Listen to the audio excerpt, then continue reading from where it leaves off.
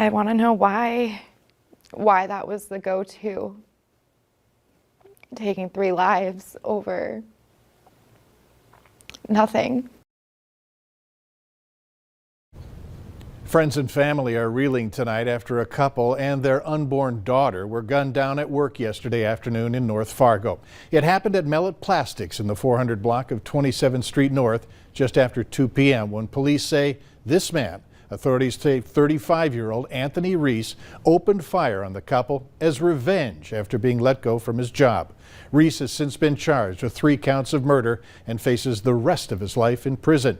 Valley News Team's crime and safety reporter Bailey Hurley sat down with one of the couple's friends this afternoon who says the world lost 3 of the best this week. It's a story you'll only see here on Valley News Live. I didn't move them out here for this. It was supposed to be for a better life. And a part of me is sorry that it wasn't. Kayla Landcore has been friends with April Carbone for almost 3 years now, moving her and April's boyfriend Richie Pittman from Connecticut to North Dakota in the summer of 2019 to help them get on the right track and stay sober. They never gave up on each other. Known as Auntie to Landcore's 3 daughters, Landcore says her friendship with April was unlike any she's had before. She's probably been my rock for the last 3 years, my voice of reason, and vice versa. She was always there. Landcore says she and her family spent all of Sunday with the couple, with many conversations about baby Layla, who was expected to enter the world just days after Christmas. They would have been amazing parents. Co-workers say Richie was helping 35-year-old Anthony Reese fix a machine Wednesday when Reese started cussing at Richie and causing a scene. Witnesses say Reese was fired and escorted out, but gunshots rang out moments later after documents say Reese grabbed a firearm from his car. Anthony had said he wanted to make Richie suffer, and that's why he shot their unborn baby. While heartbroken, Landcore says she doesn't want the community to only remember the senseless violence that took her best friends and baby Layla from the world. Rather, the fun and constantly laughing couple April and Richie were, and the new family they were supposed to be. They were such great people. I wish everybody would have been able to know them. Bailey Hurley, Valley News Live. Landcore also says a GoFundMe for the couple is being created to help with funeral and cremation expenses. Reese, meanwhile, is going to be seen in court again next month. A 21-year-old Bemidji, Minnesota woman has died from crash injuries that she received on her SUV on Highway 75 in Climax early yesterday morning. Investigators say her Chevy Equinox was traveling south when she left the road and hit a culvert. Police have not released her name, but they say that she was not wearing a seatbelt. There's some breaking news in Moorhead right now where we're told police have one person in custody. They say that they found out that a car was stolen during a routine traffic stop. Several squad cars are at an apartment building just off of 30th Avenue South. That's near the Gate City Bank in that area. The person was handcuffed and is on the ground. We expect an update for our late newscasts. It's a cold night out there, but if you want to see a moon eclipse, you might be able to catch a glimpse before the clouds roll into the valley. Hutch joins us now with the very latest on that. Hutch?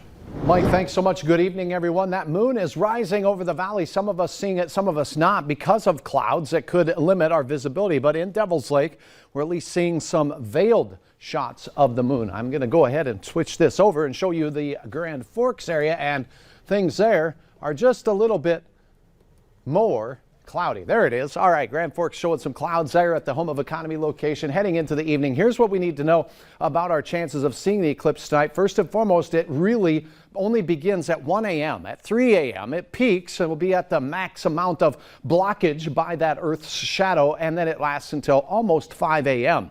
Will we have clouds? Here's what you need to know right now. This is the satellite picture. Clouds over Grand Forks in Minnesota, as you saw, but clear over the Devil's Lake Basin, but it won't last. From the west out in Montana, clouds will be punching through. The best chance at viewing the eclipse during the time frame is going to be south and east of Fargo, where I've highlighted here. As we go through the overnight hours, the clouds continue to push toward the Twin Cities. So there's a chance, but the farther west you are of the Red River Valley, that chance decreases. We'll have your Friday forecast and look ahead towards a big travel week coming up here in a minute. Certainly is. Thanks. Two Moorhead men are facing felony drug charges following a large fentanyl drug seizure. Authorities say they received a tip that the two were coming from Minneapolis to Moorhead.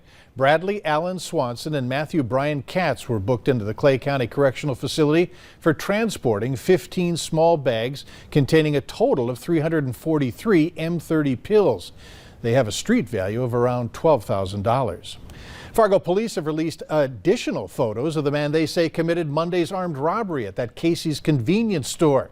Police say he threatened a clerk with a weapon and left on foot with cash. The robber is approximately 5'11", had lighter skin, and was wearing a dark jacket with a gray sweatshirt underneath. More photos are on our website. Go to valleynewslive.com, and if you recognize this individual, please call Fargo Police. Over in West Fargo, school leaders will be considering a land purchase that will be the home of the district's newest elementary school. It involves 10 acres in Rocking Horse Farm and would be west of Veterans Boulevard and north of 51st Avenue South. The new elementary school would be linked to Liberty Middle and Cheyenne High Schools. Money for the land purchase would likely come from bonds approved back in 2018. The district is looking to offer just over $3 million. The school would serve up to 480 students. Heating prices are soaring across the country, and now that temps are getting below zero here, North Dakotans and Minnesotans' heating bills are going up. One Fargo man says his XL gas bill last month was $33. This week, he thought there had to be a mistake when he opened up his bill, and it had tripled. Well, I was so surprised when I opened my XL bill. At the beginning of the week, it was $103. XL does offer payment plans for those struggling with increased prices. For more information on how to get help, head to our website at valleynewslive.com. With state leaders eyeing soaring energy costs, state officials are looking for ways to increase their capacity. During last week's special session in Bismarck, lawmakers approved $150 million toward the construction of a pipeline that would bring natural gas from the Bakken to the eastern part of North Dakota.